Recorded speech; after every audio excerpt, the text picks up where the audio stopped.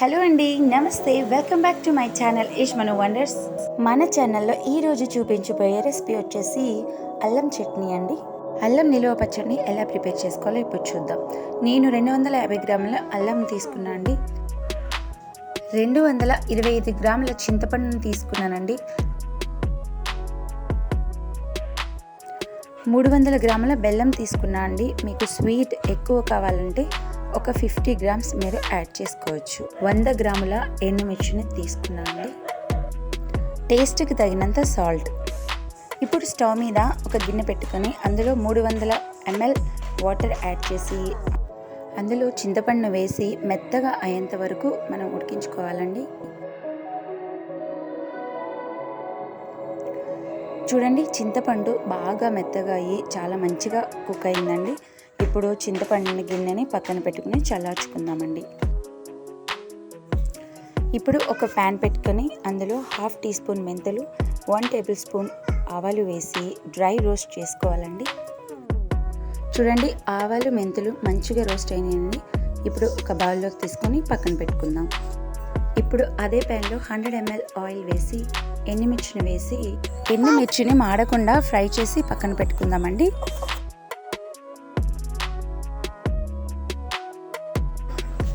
ఇప్పుడు మనం ముందుగా క్లీన్ చేసి పెట్టుకున్న అల్లం ముక్కలను కూడా వేసి ఫ్రై చేసుకోవాలండి. అల్లం ముక్కలు మాడిపోకుండా లో ఫ్లేమ్లో పెట్టుకొని వేయించుకోవాలి. చూడండి, అల్లం మంచిగా రోస్ట్ అయిందండి. రోస్ట్ అయిన అల్లాన్ని ఒక బౌల్లో తీసుకొని పక్కన పెట్టుకుందాం. ఇప్పుడు అల్లం చట్నీకి పోపును ప్రిపేర్ చేసుకుందామండి. పోపు కోసం ముందుగా జీలకర్ర, ఆవాలు వేసి 1 నిమిషం పాటు ఫ్రై చేసుకుందాం. ఇప్పుడు 2 కరివేపాకుల రెబ్బలు, 2 ఎండుమిర్చి వేసి 1 నిమిషం పాటు లో ఫ్లేమ్లో ఫ్రై చేసుకుందామండి.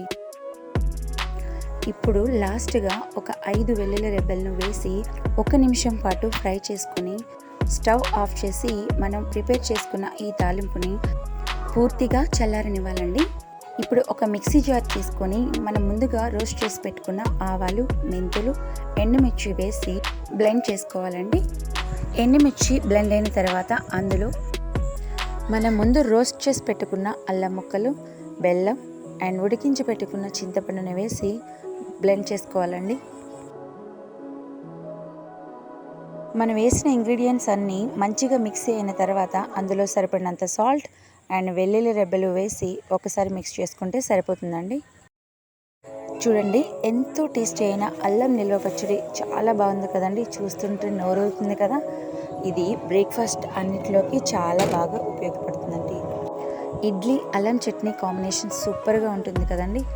ఇప్పుడు మనం ప్రిపేర్ చేసుకున్న పోపుని అల్లం చట్నీలో యాడ్ చేసుకుందాం. చూడండి, ఎంతో టేస్టీ అయిన అల్లం నిల్వ పచ్చడి పర్ఫెక్ట్గా, టేస్టీగా, ఆసమ్గా ఉందండి. చాలా బాగా వచ్చింది. మీరు కూడా మీ ఇంట్లో ట్రై చేసి నాకు కమెంట్ సెక్షన్లో షేర్ చేయండి.